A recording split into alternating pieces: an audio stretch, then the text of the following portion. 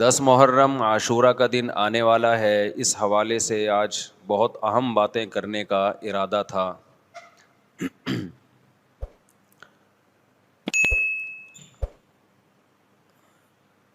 محرم میں کیا کرنا چاہیے، کربلا کا واقعہ اصل ہے کیا؟ کربلا کے واقعے پر تو میں ایک پورا بیان چند سال پہلے ریکارڈ کروا چکا ہوں، لیکن اس واقعے سے اہم سبق کیا ملتے ہیں؟ محرم میں ہم کون سے ایسے کام کر رہے ہیں جس سے ہم اللہ کے غضب کے مستحق ٹھہر رہے ہیں؟ یہ چند باتیں ہیں جس پر انشاءاللہ آج میں بات کروں گا۔ اللہ تعالیٰ ہم سب کو عمل کی توفیق عطا فرمائے اور حق کہنے کی توفیق عطا فرمائے۔ دیکھو، ایک بات خوب اچھی طرح سمجھ لو، اسلام 1400 سال پہلے مکمل ہو چکا ہے۔ کسی واقعے کی وجہ سے اسلام کو تبدیل نہیں کیا جاتا، بلکہ اسلام کی روشنی میں اس واقعے کے جو تقاضے ہیں ان پر عمل کیا جاتا ہے۔ ہمارے ہاں ہو یہ رہا ہے، واقعات کی بنیاد پہ مسائل نکالے جا رہے ہیں۔ 10 محرم کا دن سیدنا حسین ابن علی رضی اللہ عنہ کی شہادت سے پہلے بھی عظیم تھا، اور سیدنا حسین ابن علی رضی اللہ عنہ کی شہادت کے بعد بھی عظیم دن ہے۔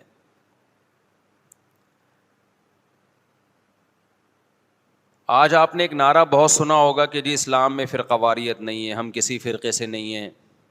میں بار بار کہتا ہوں کہ یہ بڑا خوشنما نعرہ ہے جو سننے میں بہت اچھا لگتا ہے۔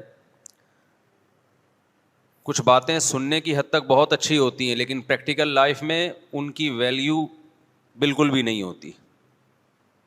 جب آپ پریکٹیکل لائف میں آتے ہیں تو پھر آپ کو یہ فیصلہ کرنا پڑتا ہے کہ آپ کس فرقے سے تعلق ہے آپ کا۔ آپ سنی ہیں، شیعہ ہیں، معتزلہ ہیں، مرجیہ ہیں، قدریہ ہیں، ناصبیہ ہیں، کیا ہے آپ کا فرقہ؟ یہ کہہ دینا آسان ہے، میرا کوئی فرقہ نہیں ہے۔ اس پر سب سے بڑا اشکال یہ ہوتا ہے، یہ میں اس لیے فرقے کی بات کر رہا ہوں کہ آپ کو بھی طے کرنا پڑے گا کہ آپ یا تو شیعہ بن جاؤ بھائی، یا سنی بن جاؤ، ایک طرف ہو جاؤ آپ۔ محرم میں شیعہ بنے ہوئے ہوتے ہیں، رمضان میں سنی بنے ہوئے ہوتے ہیں، ربیع الاول میں بریلوی بنے ہوئے ہوتے ہیں، تو پتہ ہی نہیں چلتا کہ ٹکتا ہی نہیں ہے کسی ایک جگہ۔ اور یہ جو نعرے ہیں نا کہ اسلام میں فرقے نہیں ہیں، یہ ویسے ہی قرآن و سنت کی روشنی میں غلط ہیں۔ اسلام میں 73 فرقے ہیں، حدیث میں آتا ہے میری امت 73 فرقوں میں ڈیوائیڈ ہوگی، جن میں ایک جنتی ہوگا اور 72 جہنمی ہوں گے۔ تو وہ ایک جنتی بھی تو فرقہ ہی ہوگا نا۔ جس نے عمل نہیں کرنا ہوتا نا، وہ یہ کہہ کے جان چھڑاتا ہے کہ میرا کوئی فرقہ نہیں ہے، تاکہ وہ بے پیندے کے لوٹے کی طرح لڑکتا رہے، کبھی ادھر کبھی ادھر، کیونکہ عمل تو کرنا نہیں ہے اس نے۔ فرقہ واریت نا ایک بڑا ٹاپک بن چکا ہے، ہر آدمی فرقہ واریت کے نام پہ منجن بیچ رہا ہے کہ میں فرقہ واریت نہیں مانتا، میں یہ مانتا ہوں۔ ابے تو بس کر دو یار، بس کرو۔ آپ باتیں کرنے پر گورنمنٹ کی طرف سے کوئی پابندی نہیں ہے، پریکٹیکل لائف میں نہیں چلتا یہ سب کچھ۔ تو جو اہل سنت والجماعت سچی مچی کے تھے، اب اہل سنت والجماعت میں بھی ہر آدمی اہل سنت والجماعت بنا ہوا ہے۔ اہل سنت والجماعت کی جو شارٹ فارم اردو میں آئی اس کو سنی کہا گیا، سنت سے نکلا یہ لفظ۔ اس کو کیا کہا گیا؟ بولو نا، کیا ہو گیا؟ سنی۔ یہ اہل سنت والجماعت کی کیا ہے؟ کیونکہ اتنا ٹائم نہیں تھا پاکستانیوں کے پاس کہ وہ اتنا لمبا نام لیتے اہل سنت والجماعت، تو انہوں نے اس کو کیا کہنا شروع کر دیا؟ وی آر سنی۔ تو ہم کیا ہیں بھائی؟ فرقہ ہم 73 فرقوں میں ہمارا فرقہ کون سا ہے؟ ہم سنی ہیں، جو اہل سنت والجماعت کی شارٹ فارم ہے۔ یہاں تک بات کھوپڑی شریف میں آ گئی۔ اب جو سنی ہے نا، ان کے کچھ مخصوص عقیدے ہیں، وہ عقیدے ہوں گے تو آپ سنی ہوگے، وہ عقیدے نہیں ہے تو آپ سنی نہیں ہے۔ لیبل لگاتے رہو، جیسے وہ بار بار میں چٹکلا سناتا ہوں نا کہ ایک آدمی نے چاول کی بوری پر، چینی کی بوری پر چاول لکھا ہوا تھا، لوگوں نے پوچھا بھائی بھائی اندر چینی ہے باہر چاول، کہتے ہیں مکھیوں کو دھوکہ دینے کے لیے، مکھیاں بہت بیٹھتی ہیں. تو لیبل کیا لگا دیا چاول کا، اندر کیا ہے چینی. تو ایسے ہی بہت سے لوگ لیبل یہ لگاتے ہیں کہ اہل سنت والجماعت، ہم سنی ہیں. لیبل انہوں نے سنی کا لگا دیا، اس فرقے کا لگا دیا جس کو ہم نجات یافتہ سمجھتے ہیں، لیکن اندر مال جو پڑا ہوا ہے وہ سنی والا مال نہیں ہے. تو یاد رکھو چاول کے لفظ سے کیا مکھی دھوکہ کھا سکتی ہے اور بوری پہ نہ آئے؟ تو کیا سنی کے لفظ سے فرشتے دھوکہ کھا سکتے ہیں؟ یہ معاذ اللہ اللہ دھوکہ کھا سکتا ہے جبکہ اندر مال سنی والا نہیں ہو؟ یہ ہو سکتا ہے کیا؟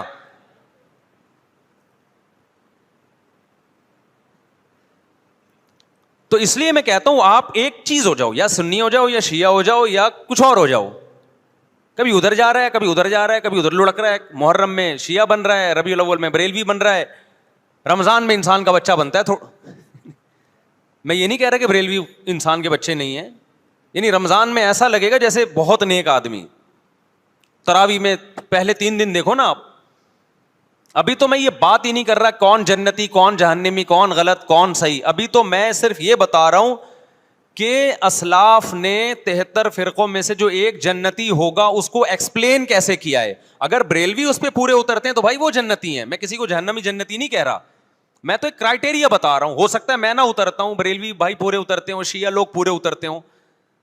کسی ایک کو میں یقینی طور پہ نہ جنتی کہہ رہا ہوں نہ جہنمی. میں تو کہہ رہا ہوں کہ آپ فیصلہ کرو کہ آپ ادھر ہو یا ادھر ہو، درمیان میں نہ لٹکو. ایسا نہیں ہو سکتا ایک ٹانگ جہنم میں ایک ٹانگ جنت میں آپ کی، یا تو پورے ادھر جاؤ گے یا پورے ادھر جاؤ گے. کھوپڑی شریف میں بات آ رہی ہے کہ نہیں آ رہی ہے؟ تو نبی صلی اللہ علیہ وسلم نے فرمایا جنتی فرقے کی علامت ما انا علیہ و اصحابی، جس پر میں اور میرے صحابہ ہوں. اب نبی اور نبی کے صحابہ کس طریق پر تھے، کس ٹریک پر تھے؟ اس کو امام طحاوی رحمہ اللہ تعالی جو حنفیہ میں بہت بڑے محدث گزرے ہیں، امام ابو حنیفہ کے شاگردوں کے شاگردوں کے شاگردوں میں تھے.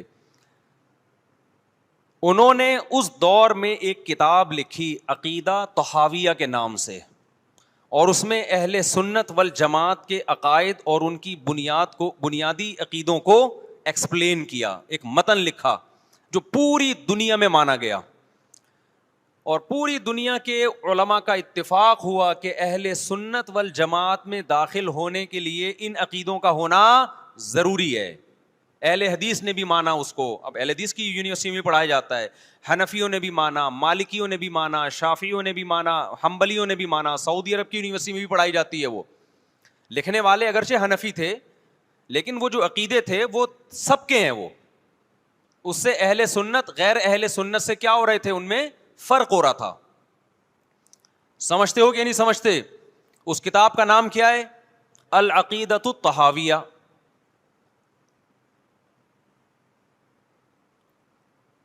وہ کتاب جو لکھی گئی ہے نا، پوری دنیا نے اس لیے مانی کہ اس میں ہر عقیدے میں قرآن اور سنت اور اجماع صحابہ، ان 3 کو بنیاد بنایا گیا ہے. قرآن سے ہو، اور قرآن کی ایسی تشریح جو حدیث مانتی ہو، اور قرآن اور حدیث کی وہ تشریح جو صحابہ مانتے ہوں. لہذا اس وقت پوری دنیا میں جو اہل حق علماء تھے ان کا اتفاق ہو گیا، اور اب تک یہ اتفاق چلا آ رہا ہے کہ جو ان عقیدوں سے ہٹے گا وہ یا تو قرآن کے راستے پر نہیں ہے، یا نبی کے راستے پر نہیں ہے، یا صحابہ کے راستے پر نہیں ہے. اٹ مینس کہ وہ اہل سنت والجماعت سے خارج ہے. خارج کہہ کے ہم اس کو کافر نہیں کہہ رہے، کافر کہنا نہ کہنا یہ ایک الگ بحث ہے. کچھ کافر ہیں کچھ کافر نہیں ہے، لیکن وہ نجات یافتہ فرقوں میں نہیں ہے. بہرحال وہ اس فرقے میں نہیں ہے جس کی نبی صلی اللہ علیہ وسلم نے جنت میں جانے کی گارنٹی لی ہے. سمجھتے ہو کہ نہیں سمجھتے ہو؟ اب ان عقیدوں میں کیا ہے بھائی؟ وہ یہ کہ اہل سنت والجماعت جب بھی کوئی مسئلہ نکالیں گے اس کی بنیاد 4 چیزیں ہوں گی: قرآن، حدیث، اجماع امت. یعنی ایسی تشریح کبھی نہیں کی جائے گی قرآن و سنت کی جو امت کے اجماع کے خلاف ہو، کیونکہ امت حدیث میں بہت دفعہ یہ ہے کہ امت گمراہی پہ جمع نہیں ہو سکتی. آپ ایسی تشریح کسی حدیث کی کر رہے ہیں جو کوئی بھی نہیں مانتا اب تک, اس کا مطلب آپ گمراہی پھیلا رہے ہیں. اور چوتھی چیز ہے قیاس. بعض مسائل قرآن و حدیث میں واضح نہیں ہیں لیکن قرآن اور حدیث میں ان کی طرف اشارے ہیں, تو مجتہد کیا کرتا ہے کہ وہ قرآن و حدیث کے ان معنی اور مضمون میں غوطے لگا کے وہ مسائل کا استنباط کرتے ہیں, زمانے کے حساب سے نئے نئے مسائل اخذ کرتے ہیں. سمجھتے ہو کہ نہیں سمجھتے؟ تو 4 اصول اہل سنت والجماعت کے, قرآن سے مسئلہ نکالا جائے گا, حدیث سے نکالا جائے گا, اجماع امت سے, اور چوتھے نمبر پہ قیاس سے. اب میں آتا ہوں اصل ٹاپک کی طرف. یہ تو پوری تمہید تھی نا. اس بات میں دو رائے نہیں ہو سکتی کہ سیدنا حسین رضی اللہ تعالی عنہ کو جو کربلا میں شہید کیا گیا یہ کائنات کا بدترین ظلم تھا. جس نے آپ کی گردن مبارک پہ تلوار رکھی اس کی بدبختی میں دو رائے نہیں ہو سکتی. بہت ہی کوئی شقی اور بدبخت جو نواسہ رسول صلی اللہ علیہ وسلم کے قتل کی طرف بڑھا, بہت ہی کوئی بدبخت اور بدنصیب جو کوفہ کے گورنر ابن زیاد کے کہنے پر نواسہ رسول سے لڑنے کے لیے نکلا, جو اس ظلم کو ظلم نہیں مانتا, وہ بھی اپنے آپ کو جہنم میں جانے کے لیے تیار کر رہا ہے. پھر کربلا میں ایک بڑا ظلم یہ ہوا کہ صرف سیدنا حسین ابن علی کو شہید نہیں کیا گیا, آپ کے ساتھ جتنے مرد تھے سب کو شہید کر دیا گیا. لیکن ہمیں پیغمبر صلی اللہ علیہ وسلم اور صحابہ کی سیرت میں کیا ملتا ہے؟ میں ایک آیت سے آپ کو سمجھاتا ہوں. مشرکین مکہ حضرت ابراہیم علیہ الصلاۃ والسلام کے نسب میں ہونے پر اور آپ سے محبت پہ بڑا فخر کیا کرتے تھے کہ ہم ابراہیم کی اولاد میں ہیں, ہم ابراہیم کے دین پہ ہیں. اللہ نے کیا فرمایا رسول اللہ صلی اللہ علیہ وسلم سے کہ ان اول الناس بابراہیم للذین اتبعوہ, اے نبی آپ ان سے کہہ دیجئے ابراہیم سے محبت کے خالی پیلی کے دعوے مقبول نہیں ہیں. ابراہیم کے زیادہ حقدار وہ ہیں جو ابراہیم علیہ السلام کی اتباع کرتے ہیں, اور یہ پیغمبر اور صحابہ یہ ابراہیم علیہ السلام کے دین کو فالو کرتے ہیں, اور تم ابراہیم کے دین کو فالو نہیں کر رہے, ان سے محبت کے دعوے دار ہو. تو خالی محبت کے دعوے داری اللہ کے ہاں مقبول نہیں ہے. اللہ کے ہاں وہ محبت کی دعوے مقبول ہیں جس میں آپ محبوب کو فالو کر رہے ہوں. سیدنا حسین ابن علی رضی اللہ تعالی عنہ جو جنت کے جوانوں کے سردار ہیں, آپ سے محبت کا دعویٰ اس وقت مقبول ہوگا جب آپ سیدنا حسین کی سیرت کو فالو کریں گے. رونا پیٹنا ماتم کرنا یہ سیدنا حسین اور اہل بیت کی سیرت نہیں ہے. صبر کرنا, ظالم کے سامنے ڈٹ جانا, جان کے خوف سے اپنی پالیسیوں سے پیچھے نہ ہٹنا, یہ سیدنا حسین ابن علی رضی اللہ عنہ کی سیرت ہے جو آج ہمیں کہیں بھی نظر نہیں آتی.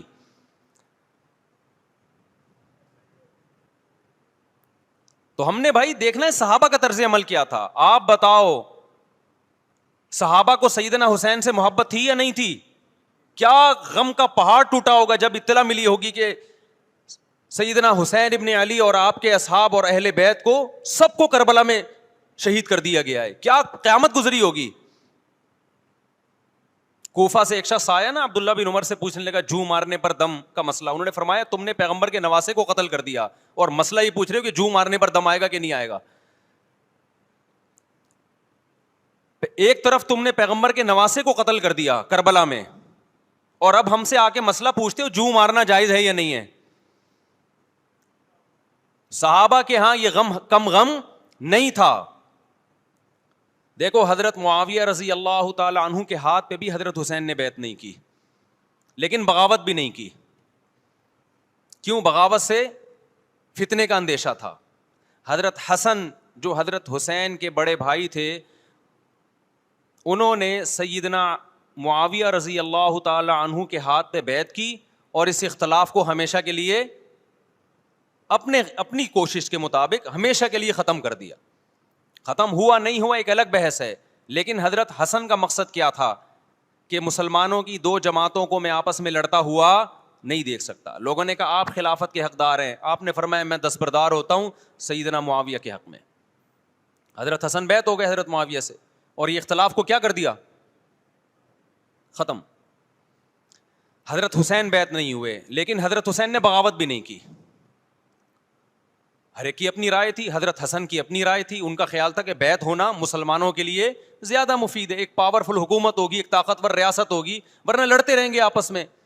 حضرت حسین کا موقف یہ تھا کہ میں بغاوت تو نہیں کروں گا لیکن بیعت بھی نہیں ہوں گا, کیونکہ اگر بیعت ہو گیا تو اس سے جو خلفائے راشدین کے دور میں جو خلیفہ کی سلیکشن کا طریقہ تھا وہ طریقہ ختم ہو جائے گا. تو میں اگر اس طریقے کو نہیں لا سکتا تو اس کے خلاف کو پروموٹ بھی نہ کروں میں. یہ بھی ایک رائے تھی. میں سمجھا پا رہا ہوں اپنی بات؟ بھائی رائے کا اختلاف ہوتا ہے نا. نبی صلی اللہ علیہ وسلم نے فرمایا اذا اجتہد المجتہد فإن اصاب فلہ اجران وإن اخطأ فلہ اجر واحد.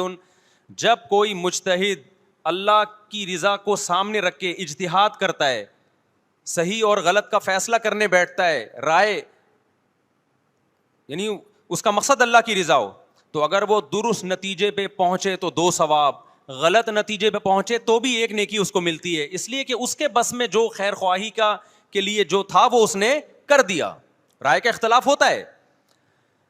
تو حضرت حسن رضی اللہ تعالیٰ عنہ بیعت ہوئے حضرت معاویہ کے ہاتھ پہ. سیدنا حسین نہ بیعت ہوئے اور نہ آپ نے بغاوت کی, خاموشی اختیار کی.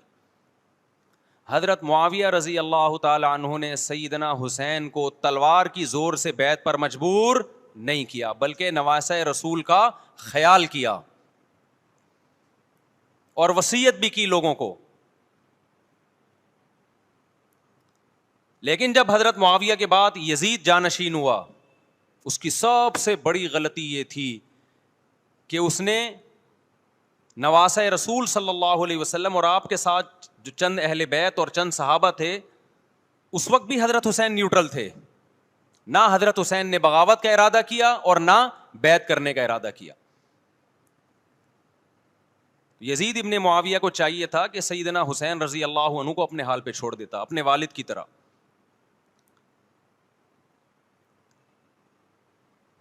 حضرت حسین رضی اللہ تعالیٰ عنہ کو جب کوفہ سے خطوط آئے, یہ میں وضاحت اس لیے کر رہا ہوں کہ حضرت حسین بغاوت کے لیے نہیں نکلے تھے, اس مسلمان حاکم کے خلاف بغاوت کے لیے نہیں نکلے تھے, کیونکہ رسول اللہ صلی اللہ علیہ وسلم کی بہت ساری صحیح حدیث ہے اس بارے میں کہ جو باغی ہے, جو ریاست کے خلاف بغاوت کرتا ہے, اس کو نبی صلی اللہ علیہ وسلم نے اس عمل کو پسند نہیں کیا. تو حضرت حسین رضی اللہ تعالیٰ عنہ کو کوفہ سے خطوط آئے کہ یہاں سارے کے سارے لوگ آپ کے ہاتھ پہ بیعت کرنے کے لیے تیار ہیں. ظاہر ہے جب کسی علاقے کے لوگ دارالخلافہ ہو اور سب بیعت ہونے کے لیے تیار ہوں تو پھر آپ کا جانا یہ بغاوت کا عمل نہیں کہلاتا. حضرت حسین رضی اللہ تعالیٰ عنہ اہل بیت کے ساتھ نکلے. کربلا میں جب پہنچے, مشہور واقعہ آپ 20 دفعہ سن چکے ہیں, وہاں جا کے آپ کو اطلاع ہوئی کہ وہ خبر غلط تھی, اور عبید اللہ بن زیاد نے ایک پورا لشکر بھیجا سیدنا حسین رضی اللہ تعالیٰ عنہ کو مجبور کرنے کے لیے کہ میرے ہاتھ پہ آپ زبردستی بیعت ہو جائیں. حضرت حسین رضی اللہ تعالیٰ عنہ نے مطالبے رکھے کہ یا تو مجھے واپس جانے دیا جائے, اور اگر بیعت کرنا ہی ہے تو میں دمشق میں امیر کے ہاتھ پہ جا کے بیعت کروں گا. بہت معقول مطالبے تھے یہ. میرا مقصد ابھی کربلا کا واقعہ بیان کرنا نہیں ہے, اس پہ بہت کچھ کہا جا چکا ہے, خود میرا بھی بیان اس پہ تفصیل سے ہو چکا ہے. اس کے بعد بھی سیدنا حسین رضی اللہ تعالیٰ عنہ کو مجبور کرنا کہ عبید اللہ بن زیاد جو بدبخت انسان, جو قاتل تھا اہل بیت کا, اسی کے ہاتھ پہ لازمی بیعت ہوں, جبکہ وہ امیر بھی نہیں ہے, وہ گورنر ہے ایک علاقے کا. تو نواسہ رسول کا خیال نہ کرنا یہ بدترین ظلم تھا جو اس وقت حکومت سے ہوا ہے. حضرت حسین رضی اللہ تعالیٰ عنہ, دیکھو نبی صلی اللہ, آج ہم دیکھتے ہیں کہ جو بڑا آدمی ہوتا ہے نا اس کی قربانیاں ہوتی ہیں, اس کی بڑی بڑی قربانیاں ہوتی ہیں. چھوٹے اپنے بڑوں کی قربانیوں کو کیش کراتے ہیں. آپ نے دیکھا ہوگا فلاں نے بڑی قربانیاں دی اور بچے موج کر رہے ہیں, دیکھا نا آپ نے. لیکن اللہ تعالیٰ نے رسول اللہ صلی اللہ علیہ وسلم کے نسب کو اس سے محفوظ کیا. ہمارے نبی کے 2 بیٹے حسن حسین, آپ کی نسل حضرت فاطمہ سے چلی ہے, دونوں شہید ہوئے ہیں. اس میں بہت بڑی حکمت تھی کہ پیغمبر صلی اللہ علیہ وسلم نے سب سے پہلے تربیت اپنے گھر والوں کی ہے. آج لوگ باہر فنٹر بنے ہوئے ہوتے ہیں, تبلیغیں کر رہے ہوتے ہیں, اپنے گھر کی ان کو پرواہ نہیں ہوتی. نبی صلی اللہ علیہ وسلم نے سب سے پہلے جو تربیت کی ہے کس کی ہے؟ حضرت حسن اور حسین کی ہے. تو جب کربلا میں آپ کو چاروں طرف سے گھیر لیا گیا اور آپ کو مجبور کیا گیا کہ آپ نے ابن زیاد کے ہاتھ پہ بیعت کرنا ہے, تو آپ نے اس ذلت کو گلے لگانے سے انکار کر دیا. آپ کو 100% یقین تھا کہ اتنے بڑے لشکر کے سامنے میں ٹھہر نہیں سکتا, اسباب کی دنیا میں فتح کی امید نہیں ہے. لیکن حضرت حسین رضی اللہ تعالی عنہ نے لڑنے کا فیصلہ کر کے اور شہادت کو قبول کرنے کا فیصلہ کر کے ابن زیاد اور اس زمانے کے حکمران جو اس قتل پہ راضی تھے, قیامت تک کے لیے ان پہ لعنت کے سلسلے کا دروازہ کھول دیا. بعض دفعہ اللہ بھی یہ چاہتے ہیں کہ بدبختوں کو ڈھیل ملے تاکہ ان کا جرم سنستدرجہم من حیث لا یعلمون. قرآن کہتے ہیں نا ہم ان کو ڈھیل دیں گے, ان کو برائی میں ہم آگے بڑھنے دیں گے, ایسے بڑھنے دیں گے کہ ان کو خود بھی پتہ نہیں چلے گا, تاکہ قیامت کے دن ان کا عذاب ان کو کئی گنا بڑھا کر دیا جائے. اب میرے بھائی ہمارے لیے کیا سبق ملتا ہے؟ جب یہ واقعہ ہوا عالم اسلام میں کوہرام مچ گیا, لیکن کیا اس واقعے کے بعد اہل بیت کی جو مقدس اور پاکیزہ عورتیں تھیں, کیا انہوں نے نوحہ کیا یا صبر کیا؟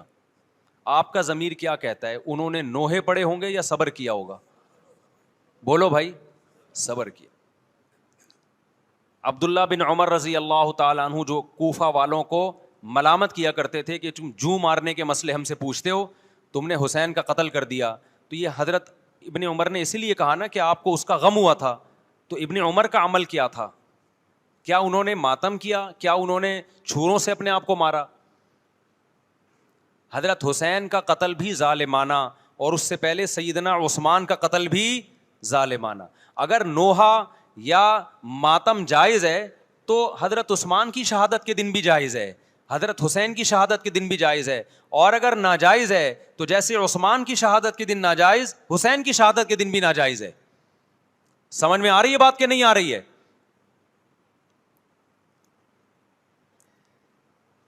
قرآن کیا کہتا ہے ایسے مواقع کے بارے میں؟ تلک امۃ قد خلت لہا ما کسبت ولکم ما کسبتم. قرآن جب بھی پرانی امتوں کے واقعات بتاتا ہے, قرآن کہتا ہے یہ ایک قوم تھی جو گزر گئی, انہوں نے جو کیا اس کا بدلہ ان کو ملے گا, تم جو کرو گے اس کا بدلہ تمہیں ملے گا. تو ہمیں اللہ نے اس واقعے میں بھی بتا دیا کہ سیدنا حسین کا واقعہ, کربلا کا واقعہ جب سنا کرو تو یہ سوچا کرو یہ قوم تھی جو گزر گئی, جس نے اچھا کیا, حسین ابن علی نے اچھا کیا, ان کو اس اچھائی کا بدلہ ملے گا. اور جو حضرت حسین کے قتل کے حضرت سیدنا حسین کے مبارک خون سے جن کے ہاتھ آلودہ ہوئے, کیونکہ قتل کیا نا انہوں نے, تو لہا ما کسبت, ان کو اس ظلم کا بدلہ بھی ملے گا. تو ہمارا کام کیا ہے؟ ہم نے فالو کرنا ہے حسین کے راستے کو, نہ کہ حسین کے نام پہ ہم نے ماتم کرنے ہیں. حسین کا راستہ کیا ہے جس کو ہم نے فالو کرنا ہے؟ اب میں چند چیزیں آپ کو بتاتا ہوں. سب سے پہلا سبق جو ہمیں کربلا میں ملتا ہے کہ عزت اور دین, ایک طرف دنیا ہے.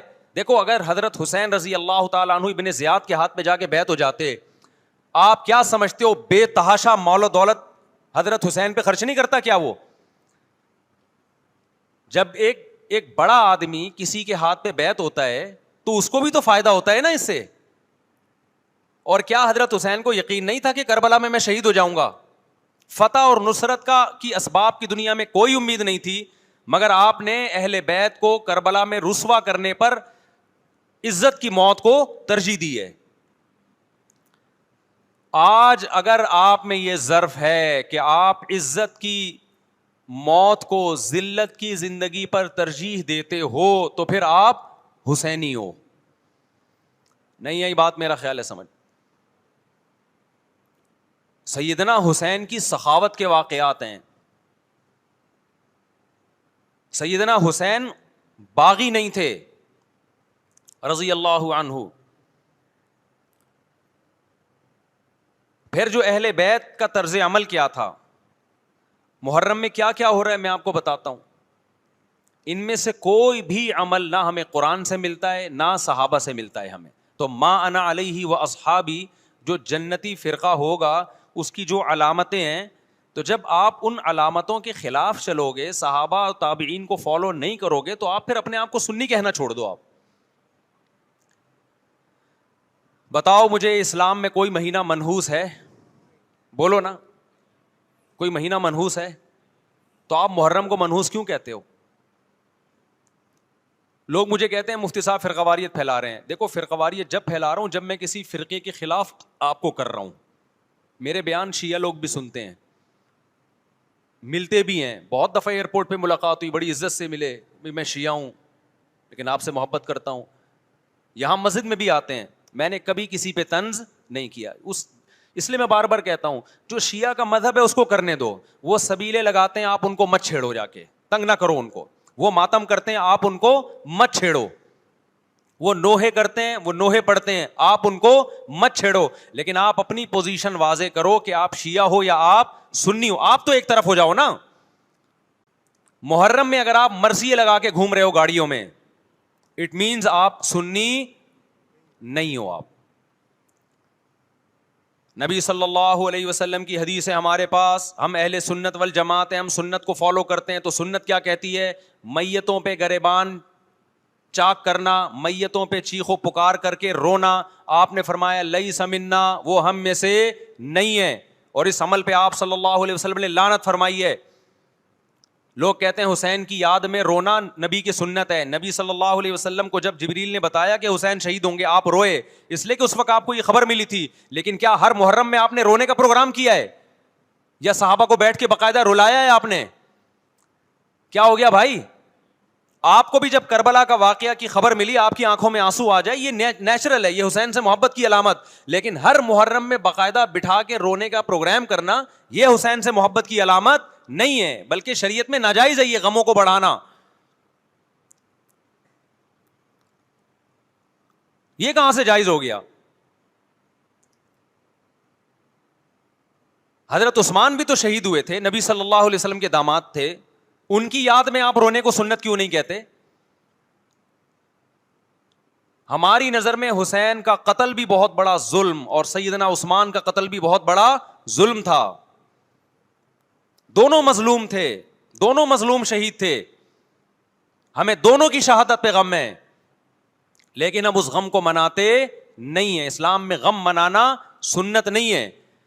دیکھو جعفر طیار رضی اللہ عنہ, نبی کے چچا زاد بھائی, اہل بیت, جب آپ صلی اللہ علیہ وسلم نے ان کو لڑائی کے لیے میدان جنگ میں بھیجا, رومیوں سے لڑائی تھی, حضرت جعفر طیار کی 4 بیویاں تھیں. جب نبی صلی اللہ علیہ وسلم مسجد نبی میں بیٹھے, آپ کو فرشتوں نے اطلاع دی کہ جعفر طیار شہید ہو گئے. آپ صلی اللہ علیہ وسلم کی آنکھوں سے آنسو. یہ آنسو اس وقت نکلے جب عین شہادت کی اطلاع ملی ہے. اس وقت آنسوؤں کا نکلنا محبت کی علامت ہے.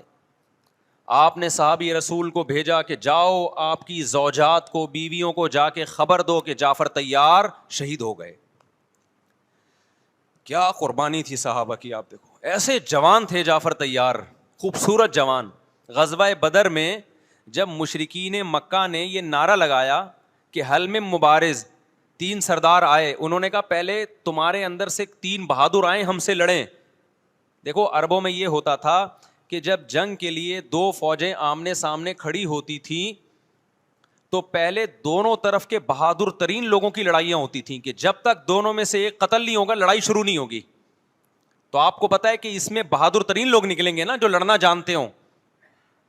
مشرکین مکہ کی طرف سے 3 یا 4 بڑے بڑے سردار آئے لڑائی سے پہلے, بدر میں لڑائی سے پہلے. انہوں نے نعرہ لگایا حل میں مبارز, کوئی ہے تم میں جو پہلے ہم سے لڑے. یعنی ادھر سے ہم 3 ہیں تو ادھر سے بھی کتنے چاہیے؟ 3 بندے. ادھر سے انصار صحابہ آئے, مشرکین مکہ نے کہا لیسو بی اکفائنا, یہ ہمارے جوڑ کے نہیں ہیں, قریشی ہاشمی چاہیے ہمیں, ہمارے نسب کے لوگ ہونے چاہیے. تو ادھر سے نبی صلی اللہ علیہ وسلم نے حضرت علی کو بھیجا اور حضرت جعفر طیار کو بھیجا. جن صحابہ کو بھیجا ان میں حضرت جعفر طیار بھی تھے. حضرت جعفر طیار رضی اللہ تعالی عنہ اور سیدنا علی مقابلے میں غالب آ گئے. خوبصورت صحابی, نجاشی کے سامنے آپ نے تقریر کی ہے, ہجرت کی ہے نا جب حبشہ کی طرف, تو نجاشی نے پوچھا جعفر طیار سے کہ تمہارے پیغمبر جو کلام لے کر آئے ہیں وہ سناؤ. حضرت جعفر طیار رضی اللہ تعالیٰ عنہ نے سورہ مریم پڑھنا شروع کر دی. کاف ہا یا عین صاد ذکر رحمت ربک عبدہ زکریا اذ نادى ربه نداء خفيا قال رب اني وهن العظم مني واشتعل الراس شيبا ولم اكن بدعائك رب شقيا واني خفت الموالي من ورائي وكانت امراتي عاقرا فهب لي من لدنك وليا. ایسی حضرت مریم اور عیسیٰ ابن مریم کی سیرت کو سورہ مریم میں بیان کیا حضرت جعفر طیار نے کہ نجاشی روتے روتے اس کی داڑھی تر, اور جتنے پادری بیٹھے تھے سب کی داڑیاں تر ہو گئی روتے روتے. تو یہ تقریر جو نجاشی کے اسلام کا سبب بنے, بادشاہ کو مسلمان کرنے والے کون تھے؟ حضرت جعفر طیار. اور آپ کے چھوٹے چھوٹے بچے, 4 جوان بیویاں ہوں, چھوٹے چھوٹے بچے ہوں, اور ایسے میں میدان جنگ میں لڑتے ہوئے شہید ہو جائیں, تو پیغمبر اور صحابہ پہ کیا قیامت ٹوٹی ہوگی. لیکن ہمارے نبی صلی اللہ علیہ وسلم کی آنکھوں سے کیا تھے؟ صرف آنسو موتی کی طرح ٹپک رہے تھے. اور آپ صحابہ کو اطلاع دے رہے تھے کہ جعفر طیار شہید ہو گئے, اور جاؤ ان کے گھر والوں کو بتا کے آ جاؤ. کتنی بڑی قربانی ہے یا نہیں ہے؟ جب خبر دینے والا آپ کی ازواج کو بتا کے آیا کہ جعفر طیار شہید ہو گئے, تو آپ کے گھروں سے خواتین کے رونے کی آوازیں آئیں. آپ صلی اللہ علیہ وسلم نے فرمایا ان سے بولو کہ اپنی آواز کو پست کرو. پھر چیخو پکار کی آواز آئی, تو آپ نے فرمایا کہ اگر دوبارہ چیخو پکار کی آواز آئے تو ان کے منہ پہ خاک پھینک دو. وہ شہید کی بیوہ تھیں, اور شہید بھی کتنے مقدس, ان کو بھی نبی صلی اللہ علیہ وسلم نے نوحہ کرنے کی اجازت نہیں دی. اس دن جس دن غم پہنچا ہے اس دن بھی چیخو پکار کی اجازت نہیں دی ہے. تو آپ بتاؤ اگلے سال اس تاریخ کو چیخو پکار کی کیسے اجازت مل جاتی؟ نہیں آئی میرا خیال ہے بات سمجھ میں. جب غم پہنچا ہے اس وقت چیخنے چلانے کی اجازت نہیں ہے. چھوٹے چھوٹے یتیم بچے, حضرت جعفر طیار کے چھوٹے چھوٹے یتیم بچے, کتنا غم ہوتا ہے جب چھوٹے چھوٹے بچے, ان کا باپ دنیا سے چلا جائے, کتنا ترس آتا ہے ان کے اوپر. تو ہمارے نبی کو بھی ان یتیم بچوں پہ بھی ترس آیا, ان بیواؤں پہ بھی ترس آیا. لیکن نہ نبی صلی اللہ علیہ وسلم چیخو پکار کر کے خود روئے, اور نہ آپ نے ان کی ازواج کو رونے کی اجازت دی ہے. سمجھ میں نہیں آ رہی میرا خیال ہے بات. میرا مقصد شیعوں پہ طنز کرنا نہیں ہے, ان کا جو مذہب ہے ان کو اس پہ چلنے دو. میرا مقصد ہے آپ اپنی پوزیشن واضح کرو کہ آپ ادھر ہو یا ادھر ہو. کسی کو تنگ مت کرو, نہ کسی پہ فتوے لگاؤ کفر اسلام کے, نہ کسی کو جہنمی قرار دو. اپنی پوزیشن آپ فیصلہ کرو کہ آپ اگر ادھر جانا ہے تو پورے ادھر چلے جاؤ. پھر یہ آدھا تیتر آدھا بٹیر والا معاملہ مت کرو. وہ ان کا مذہب ہے بھائی, ان کے علماء ان کو بتاتے ہیں کہ محرم میں کالے کپڑے پہننے ہیں, محرم میں ماتم کرنا ہے, محرم میں کو منحوس سمجھنا ہے, اس میں شادی بیانی کرنا. ان کے علماء ان کو بتاتے ہیں, ان کو چلنے دو اس پر. دنیا میں بہت سے فرقے ہیں, بہت سے مذہب ہیں, ہم کسی کو نہ ختم کر سکتے ہیں نہ کسی کے خلاف نفرت پیدا کر سکتے ہیں. اس سے کوئی چیز حاصل نہیں ہوگی. کسی سے نفرت کرنے کی ضرورت نہیں, کسی پہ فتوے لگانے کی ضرورت نہیں, لیکن آپ کو اپنی پوزیشن واضح کرنی پڑے گی کہ میں کہاں کھڑا ہوا ہوں.